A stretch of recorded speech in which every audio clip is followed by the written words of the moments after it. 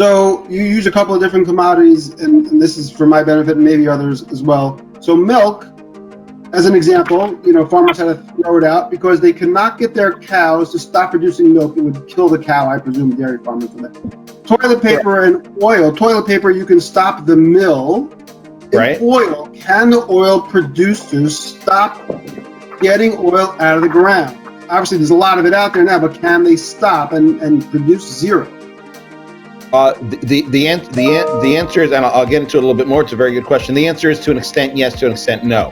And part of to the extent no is it used to be, before yesterday, literally before yesterday, the incremental cost to produce a barrel was very, very low. The cost for oil production was based upon drilling it and building the platform and prospecting for it and find it. So that when someone will say it's a $30 per barrel to $20 per barrel, let's say $70 per barrel break even, that's sort of like if you look at, maybe it's analogous to a drug company. The drug company that spends millions or billions of dollars on research to develop the drug for XYZ, how much does it cost them to develop a drug? $20 million. Well, it doesn't. It might cost them $1 million, but they have 19 unsuccessful drugs also, so it ended up costing them 20 million. But once it's produced, then the incremental cost of the next pill, or I don't know if that's right, the analogy, is very, very low. So with oil, it's the same kind of thing. It was the incremental costs are very low. Can they shut in wells? Yes. Can they cut down production? Yes. OPEC just announced OPEC Plus just announced last week about a 12 million barrel a day cut back in production, which everyone at the time said it will not be enough, and apparently it is not enough. So they can shut it in. There are costs to shutting in wells, other than the cost of jobs, et cetera. There are chemicals that just keep things primed. Starting it up again costs money, but the answer is 100% yes, you can shut them in. On the other hand, there are related expenses, maybe even in some ways similar to the shopping mall that's empty. You can shut it, but there's still expenses related to it. So do you keep it open even if it has lighter traffic? Did oil trade below zero?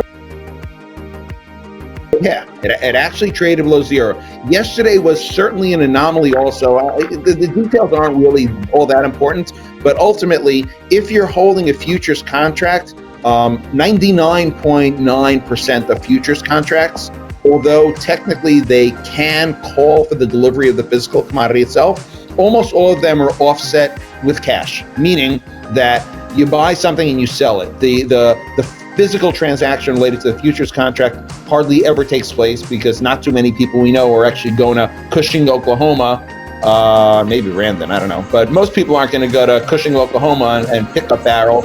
We all had the same set of jokes of, should I fill my garage or my swimming pool, etc. Can I get 1 gallon containers and fill it up and store it away? You got to be in Cushing. So what happens is that there are futures contracts that have expirations, and generally speaking, somebody who is known to be long in the market for whatever reason, hedging or speculating, they will own a futures contract, and then when it gets down towards that contract's expiration, they roll it forward. And rolling it forward is, as it sounds, you sell the futures contract and you turn around and you buy the next month. So the expiration of the May futures contract for crude oil happens to be today. The expiration of the May futures contract for heating oil and for gasoline happens to be the last trading day of the month of April. It's always futures. So it'll expire in a month for delivery in the next month. Yesterday, what happened was those with positions that wanted to sell just get out of their May position and roll it forward into the June futures contract. They found that there were fewer and fewer people willing to buy it, because the person that bought it, that quote unquote might get stuck with it, has to have the ability to physically take these barrels. So basically you had sellers with absolutely no buyers, and you got to that point in time where you couldn't spill it on the ground. So literally they were paying people to take it away overnight. So you'll know it also went from $40 a barrel negative back to basically unchanged, but unchanged meaning zero, pretty much means that a barrel of oil still from a delivery is worth zero. So did it trade below zero? The answer is yes.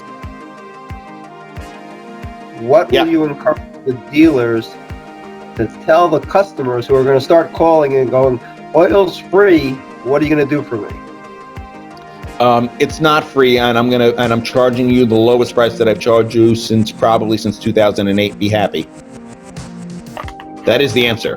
Because, basically, a fuel oil dealer makes a markup based upon their cost of supply. Their cost of supply has gone from $2 down to 80 or 90 cents a gallon.